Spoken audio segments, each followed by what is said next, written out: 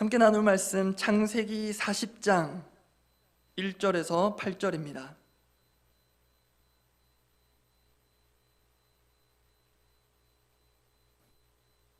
창세기 40장 1절에서 8절 말씀입니다.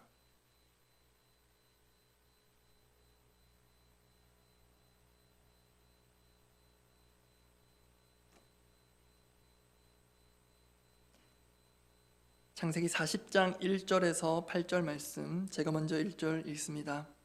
그 후에 애굽 왕의 술 맡은 자와 떡 굽는 자가 그들의 주인 애굽 왕에게 범죄한지라.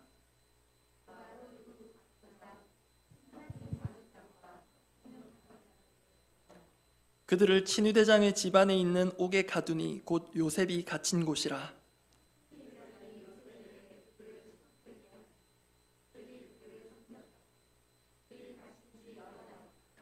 옥에 갇힌 애굽 왕의 술 맡은 자와 떡 굽는 자 두 사람이 하룻밤에 꿈을 꾸니 각기 그 내용이 다르더라.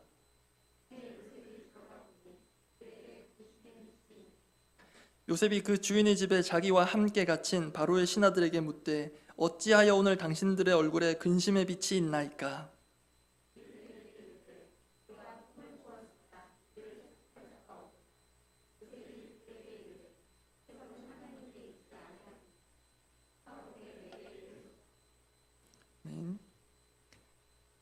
말씀 나누기 전에 옆에 계신 분들과 이렇게 인사하면 좋겠습니다. 다만 지금 옆에 계신 분이 멀리 계실 거거든요. 마치 코로나가 터지기 시작한 그 초창기 모습을 연상시키는 것 같은데요. 이렇게 인사하면 좋겠습니다.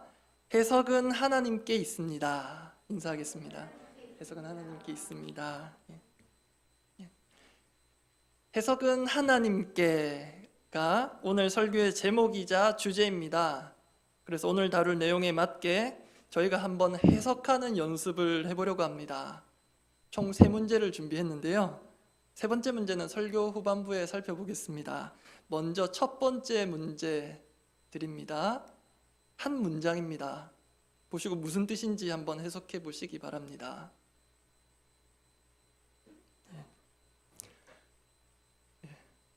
죄송합니다. 누군가 목사님 너무 짓궂으시네요 이렇게 하셔도 제가 할 말이 없습니다. 왜냐하면 이 구절은 성경 히브리어를 배우고 익힌 사람만 읽고 해석할 수 있기 때문입니다. 참고로 히브리어는 오른쪽에서 읽어 내려가거든요. 이게 여러분 다 아시는 창세기 1장 1절 맞추셨어요? 신학을 하시는 걸 한번 태초에 하나님이 천지를 창조하시니라. 오른쪽부터 이렇게 읽어갑니다. 베레시트 바라 엘로힘 에트 하샤마임 베에트 하아레츠. 티 내려고 한 건 아닌데요. 죄송합니다. 배우고 익힌 사람이 읽고 해석할 수 있죠. 근데 반대로 생각하면 이런 해석의 문제는요. 필요한 이론과 기술만 익히면 누구든지 해석할 수 있습니다. 이 자리에 앉아 계신 누구든지 해석할 수 있는 문제입니다. 이제 두 번째 해석 문제를 드립니다. 이번에는 문장이 아닙니다. 두 번째 문제는 요셉의 인생입니다. 문제의 난이도가 확 뛰었습니다. 요셉의 인생을 어떻게 해석하면 될까요? 죄송합니다. 이번에도 출제자가 문제인 것 같습니다. 요셉의 인생은 이렇게 정리할 수 있을 것 같습니다. 해석되지 않는 인생. 공감하실지 모르겠습니다. 우리가 이 요셉 이야기의 결말을 다 알고 있어서 그렇지만 소위 그 해피엔딩을 제외한 요셉의 인생의 어둡고 긴 터널 같은 그 과정들만을 두고 볼 때는 더더욱 그의 인생은 아무리 해석하려고 해도 해석이 안 되는 인생이라고 할 수 있습니다. 오늘 본문에 이르기까지 그 요셉에게 있어서 해석하기 힘든 인생 여정을 간략히 정리해드리면 이렇습니다. 요셉은 어릴 때 아버지 야곱의 특별한 사랑과 형들의 살벌한 미움을 한 몸에 동시에 받았습니다. 그러다가 못난 형들로 인해 죽을 뻔한 고비를 넘기고 결국 종으로 팔려갑니다. 그렇게 종으로 당도한 곳이 바로의 친위대장 보디발의 집이었습니다. 그곳에서 요셉은 신임을 얻어서 가정 총무로 지내며 아픔을 딛고 일어서나 싶었습니다. 그런데 요셉은 보디발의 아내의 끈질긴 유혹을 하나님 두려워하는 신앙으로 끝까지 뿌리쳤을 뿐인데 오히려 누명을 쓰고 감옥에 갇히게 됩니다. 그런데 또 그 감옥에서 간수장이 요셉을 좋게 보고 그에게 옥중제수와 관련된 재반 사무를 거의 완전히 일임합니다. 그러한 상황에서 이제 오늘 본문이 이어집니다. 그렇게 요셉이 일명 간수장 직무대행의 역할을 해오던 중에 감옥에서 특별한 두 사람을 만납니다. 애굽왕의 술 맡은 자와 떡 굽는 자가 범죄하여 요셉이 있던 감옥으로 오게 된 것입니다. 그러던 어느 날 두 관원장이 같은 날 각기 다른 꿈을 꾸었는데 그로 인해 두 사람의 안색이 어두워집니다. 다음날 아침에 그 얼굴빛을 알아본 요셉이 무슨 일인지 묻자 두 사람의 말이 이렇습니다. 오늘 보면 7절입니다. 그들이 그에게 이르되 우리가 꿈을 꾸었으나 이를 해석할 자가 없도다. 우리가 꿈을 꾸었으나 이를 해석할 자가 없습니다. 그런데 상황이 참 절묘한 게 이 말은 그 누구보다 지금 요셉에게 딱 맞는 말입니다. 요셉의 인생을 해석하기 어려운 이유가 처음에 하나님께서 요셉에게 주신 꿈에 있었기 때문입니다. 형들의 곡식단이 요셉 자신의 곡식단을 둘러서서 절한 것, 그리고 해와 달과 11별이 자신에게 절한 것, 그 꿈이 정말 이루어질 만한 꿈이라면 상식적으로 생각할 때 요셉이 지금까지 이런 인생의 여정을 거쳐올 수가 없습니다. 그렇기 때문에 정확히 알 수는 없지만 요셉 그 자신도 자신의 인생을 아무리 해석하려 해도 해석이 안 되는 그런 시간들이 있었을 것입니다. 하나님, 당신께서 제게 주신 꿈이 있으나 이를 도무지 해석할 길이 보이지 않습니다. 그런데 그런 요셉뿐만 아니라 지금 바로의 최측근이라 할 만한 두 관원장도 꿈을 꾸었으나 해석이 되지 않아 아침부터 근심에 차 있습니다. 어쩌면 밤새 잠을 설쳤을지도 모릅니다. 그런데 요셉뿐만 아니라 두 관원장뿐만 아니라 우리 각자도 해석되지 않는 인생의 문제를 종종 직면하게 됩니다.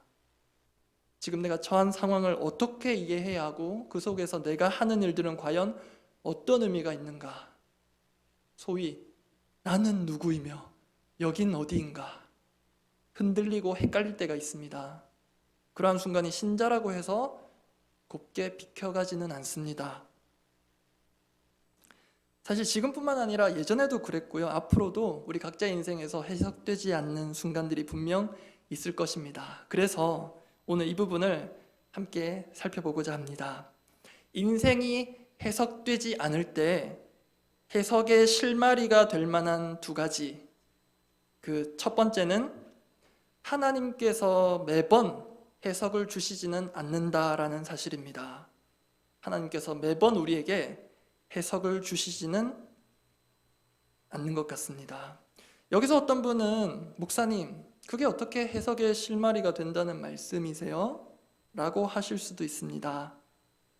하나님께서 우리의 인생의 매 순간마다 해석을 주시지 않는다는 게 어떻게 해석의 실마리가 되는지는 욥을 통해 알 수 있습니다. 요셉도 요셉이지만요, 나중에 또 얘기하겠지만 욥만큼 끔찍한 인생의 아픔과 또 그게 어떤 이유로 인한 것인지 도무지 해석되지 않아 고통스러운 사람이 있을까요? 게다가 자신을 위로한답시고 찾아온 친구들은 저마다 엉뚱한 해석을 내놓으며 욥을 괴롭게 할 뿐입니다. 무엇보다 욥에게 있어서 심각한 고통은 하나님의 침묵, 부재입니다. 욥기서 23장 8절과 9절 말씀 제가 읽습니다. 그런데 내가 앞으로 가도 그가 아니 계시고 뒤로 가도 보이지 아니하며 그가 왼쪽에서 일하시나 내가 만날 수 없고 그가 오른쪽으로 돌이키시나 배울 수 없구나. 그렇게 아무리 좌충우돌 애를 써도 좌우상하 그 어디에도 하나님은 보이지 않고 해석되지 않는 인생의 고통 속에 절규하는 욥. 그에게 결국 하나님께서 찾아오십니다. 그런데요, 하나님께서 욥의 고뇌에 찬 질문에 답을 주시지는 않습니다. 대신에 욥이 하나도 답하지 못할 질문 세례를 퍼부으십니다. 욥기 38장 1절에서 4절 제가 읽겠습니다. 그때 여호와께서 폭풍우 가운데서 욥에게 말씀하여 이르시되 무지한 말로 생각을 어둡게 하는 자가 누구냐? 너는 대장부처럼 허리를 묶고 내가 내게 묻는 것을 대답할지니라. 내가 땅의 기초를 놓을 때에 네가 어디 있었느냐? 네가 깨달아 알았거든 말할지니라. 이렇게 시작된 질문이 욥기 38장, 39장, 40장, 41장까지 이어집니다. 그러면 하나님은 왜 이렇게 욥이 한마디도 답변할 수 없는 질문들로 그를 몰아세우셨을까요? 그 힌트는 욥의 대답에서 엿볼 수 있습니다. 욥기 42장 1절에서 3절 말씀입니다. 욥이 여호와께 대답하여 이르되 주께서는 못하실 일이 없사오며 무슨 계획이든지 못 이루실 것이 없는 줄 아오니. 3절은 함께 읽겠습니다. 무지한 말로 이치를 가리는 자가 누구니까? 나는 깨닫지도 못한 일을 말하였고 스스로 알 수도 없고 헤아리기도 어려운 일을 말하였나이다. 이를 볼 때 하나님께서 욥에게 의도하신 것은 이런 뜻입니다. 지금 욥 너에게 찾아온 고통, 그리고 그 이유, 내가 얘기해 준다 해도 너는 이해하지 못할 것이다. 또 그게 지금 너에게 필요한 것이 아니야. 욥 너의 인생에 대한 참 해석은 내가 하는 것이며 나만이 정확하게 할 수 있는 것이다. 비록 답답하고 힘들겠지만 나를 믿고 나를 보고 따라올 수 있겠니? 앞서 하나님께서 우리에게 매번 해석을 주시지는 않는다라는 사실이 우리에게 역으로 해석의 실마리가 된다는 이유가 바로 여기에 있습니다. 왜냐하면 해석은 하나님께 있기 때문입니다. 그렇다고 여러분, 내 인생의 의미에 대해 아무런 고민도 필요하지 않다는 말이 아닙니다. 나도 내 인생 나름 해석할 수 있고요, 그것도 의미가 있지만 중요한 것은 그게 틀릴 수 있다는 것입니다. 욥의 친구들뿐만 아니라 욥 자신도 틀렸던 것처럼 말입니다. 욥의 처절한 절규 같은 질문에 답 대신에 질문 세례를 쏟아부어 주신 하나님께서 요셉에게도 이와 유사하게 특별한 꿈은 주셨으나 그 해석은 주시지 않으셨습니다. 오히려 해석되지 않는 비참하고 억울한 상황을 반복적으로 경험하게 하셨습니다. 그렇다면 우리가 모든 상황을 말끔하게 완벽하게 해석하려고 하는 것이 어쩌면 우리의 과욕이거나 그게 우리의 영역이 아닐 수가 있습니다. 오히려 사람은 문제 상황에서 잘못된 해석과 판단을 내릴 위험이 있습니다. 그러한 최악의 결론이 이런 것입니다. 하나님은 계시지 않는다. 그렇기에 해결사는 나다.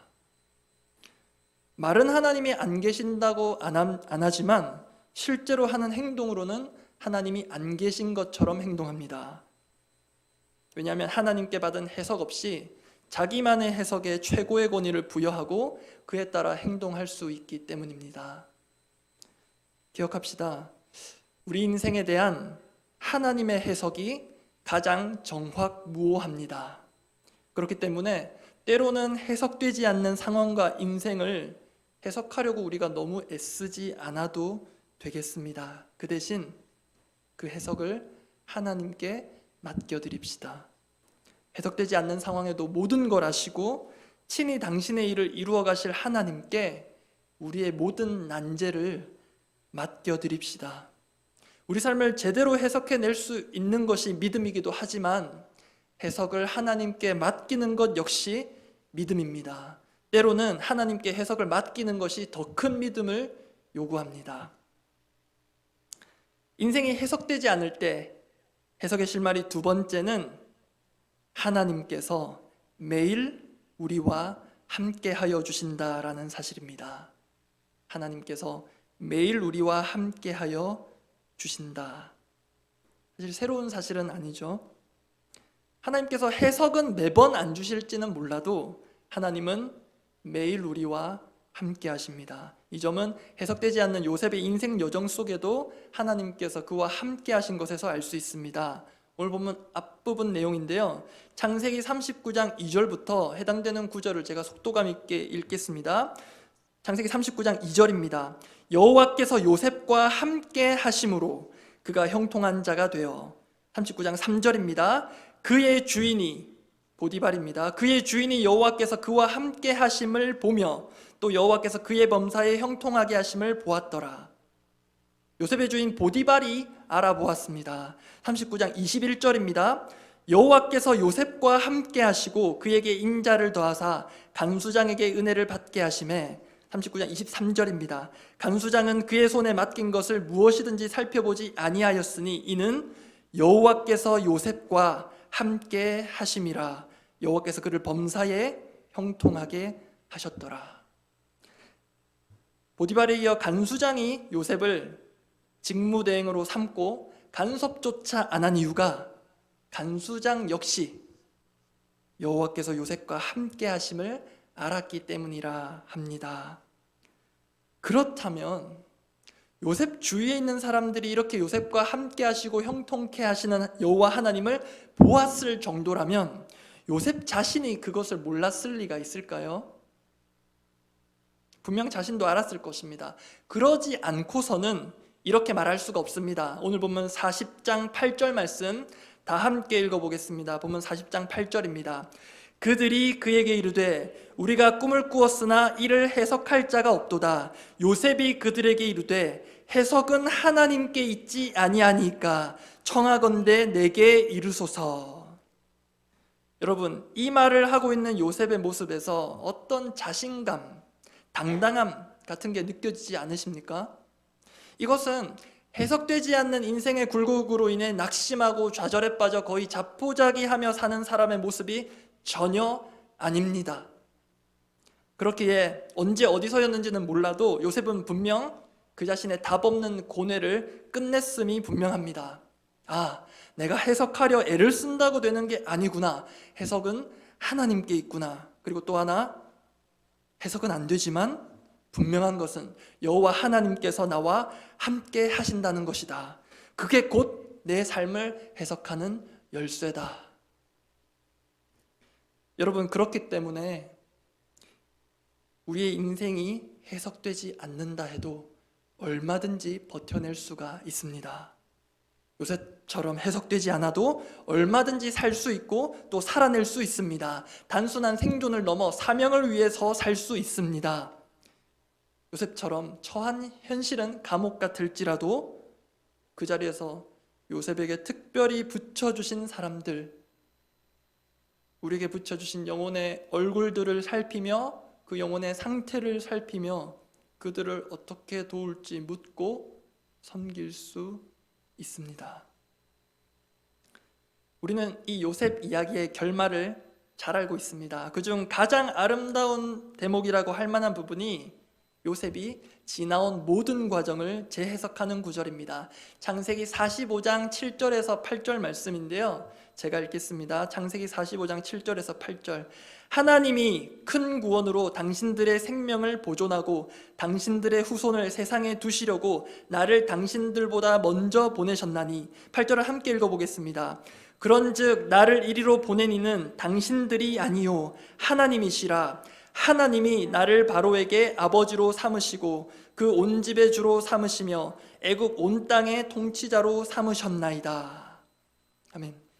이것이 요셉의 인생을 관통하는, 해석하는 그 질문에 대한 모범 답안입니다. 핵심은 해석은 하나님께입니다. 하나님이 하셨다라는 것입니다. 끝으로 이러한 관점에서 오늘 본문에서 요셉이 처한 상황과 그가 한 일을 간단하게 재해석해 보려고 합니다. 제가 설교 초두에 말씀드렸던 오늘 제가 준비한 해석 문제 마지막 세 번째입니다. 재해석할 만한 요소가 네 가지 정도 있습니다. 그중 첫 번째, 본문 40장 3절입니다. 그들을 친위대장의 집안에 있는 옥에 가두니 곧 요셉이 갇힌 곳이라. 요셉이 갇힌 이곳은 그냥 감옥이 아니라 앞선 창세기 39장 20절에 따르면 왕의 죄수를 가두는 곳이었습니다. 이걸 감안하여 재해석하면 이곳은 감옥이라기보다 감옥대학, 정치학과 강의실입니다. 요셉은 이곳에서 만나는 왕의 죄수들, 다르게 말해 왕의 측근 또는 관련 인사들을 통해 이집트 왕궁의 조직과 체계 등 국정 운영에 관한 많은 것을 직간접적으로 듣고 익혔을 것입니다. 재해석 두 번째입니다. 요셉은 자유의 몸이었다고 해도 만나고 싶다고 만날 수 있는 게 아닌 그런 사람들을 감옥에서 만나게 되었습니다. 우리 부모님들이 자녀들을 위해 거의 빠지지 않고 기도하는 제목이 만남의 축복이었을 텐데요.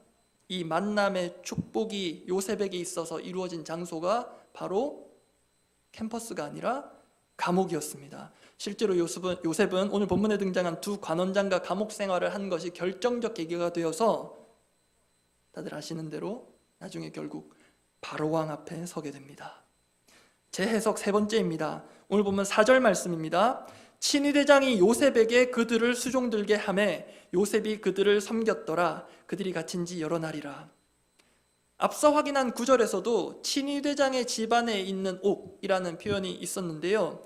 그 친위대장 보디발이 지금 요셉을 대하는 모습을 보면 이전에 자신의 아내를 범하려고 했던 자에게 남편인 자가 취할 수 있는 태도라고 보기가 어렵습니다. 친위대장은 불미스러운 일에 연루된 요셉에게 여전한 신뢰를 보입니다. 그리고 잡무가 아닌 중요한 업무를 계속해서 맡깁니다. 그렇기 때문에 요셉이 억울하게 누명을 쓰고 감옥에 갇힌 것 같았던 그 일이 실은 한 가정을 섬기는 총무에서 이집트 왕궁의 리더십들을 섬기는 총무로 특별 승진을 한 것과도 같습니다. 마지막 재해석 네 번째입니다. 창세기 40장 6절입니다. 아침에 요셉이 들어가 보니 그들에게 근심의 빛이 있는지라. 이것은 요셉이 어쩌다 어느 날 우연찮게 술 맡은 자, 떡 굽는 자 얼굴을 보게 된 것이 아닙니다. 이 보다라는 히브리 원문의 기본적인 의미상 자세히 보고 주목해보고 안 것입니다. 즉 요셉은 해석되지 않는 자신의 인생의 문제에 함몰되어 주어진 일을 마지못해 의미 없이 반복되는 일을 한 게 아니라 마음 다해 제대로 다른 일을 섬겼다는 것입니다. 무엇보다 그는 자신의 인생도 잘 해석되지 않는 상황에서 내가 당신들의 꿈을 해석해 주겠다고, 해석은 하나님께 있다고 자신 있게 말하며 자기보다 다른 이들의 인생에 더 관심을 갖고 도움을 주려고 하고 있습니다. 말씀 맺습니다. 이처럼 해석이 안 되는 상황이라도 해석은 하나님께 있으며 그 하나님이 우리와 함께 계심을 믿고 오늘 하루를 살아갈 수 있기를 바랍니다. 오늘 새벽 또는 아침에 나를 깨우신 분이 하나님이심을 믿는다면, 또 오늘이 하나님께서 우리에게 주신 새날임을 믿으신다면, 그렇다면 그것만으로도 우리가 오늘을 살아갈 이유와 의미는 충분합니다. 마지막으로 말씀드립니다. 참된 우리 인생의 해석은 내가 아닌 하나님께 있습니다. 함께 찬양하겠습니다.